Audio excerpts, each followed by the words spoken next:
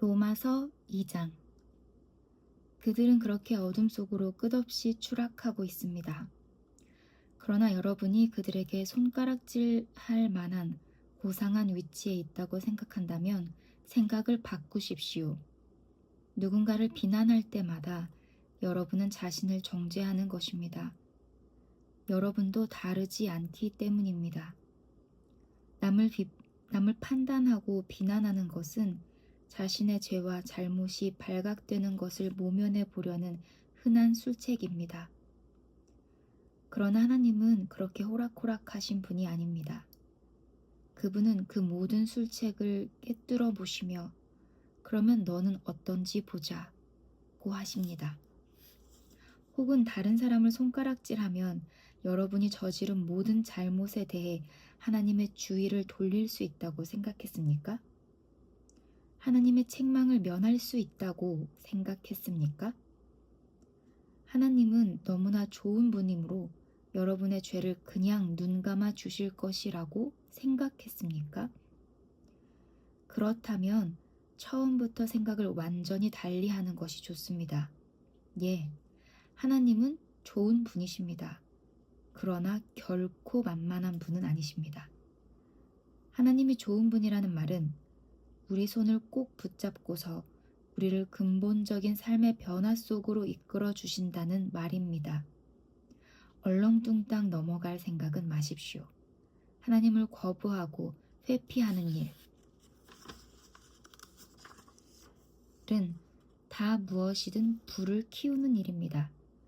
그 불이 마침내 뜨겁게 활활 타오를 날 하나님의 의롭고 불같은 심판의 날이 다가오고 있습니다.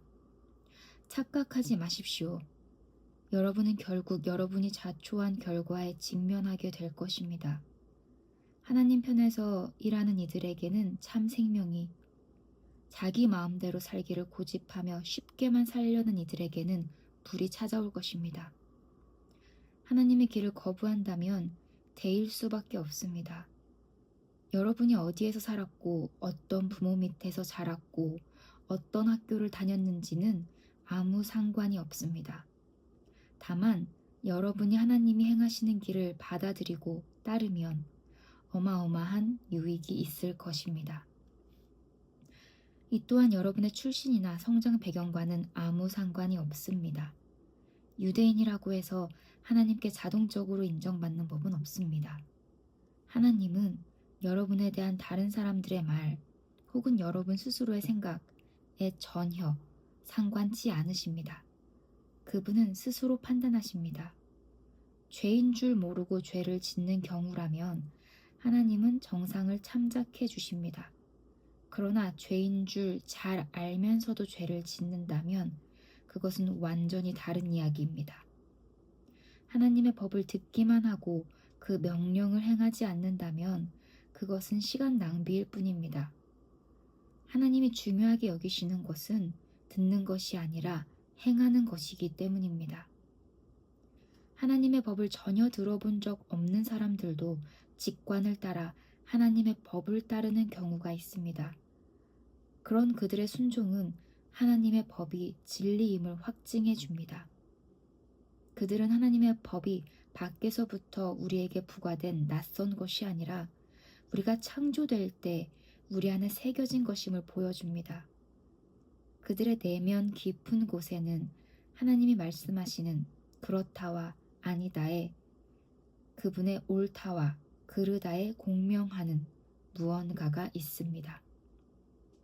하나님의 그렇다와 아니다에 대해 그들이 어떻게 응답했는지는 하나님께서 모든 남녀들에 대해 최종 심판을 내리시는 그날 온 천하에 다 공개될 것입니다. 이는 내가 예수 그리스도를 통해 선포하는 하나님의 메시지에 다 들어있는 이야기입니다. 유대인으로 성장한 이들에게 말합니다. 여러분의 종교가 여러분이 기댈 수 있는 안전한 품이라도 되는 줄 착각하지 마십시오. 하나님의 계시에 정통하다고 하나님의 관에서라면 최신 교리까지 다 꿰고 있는 최고 전문가라고 목에 힘주고 다니지 마십시오.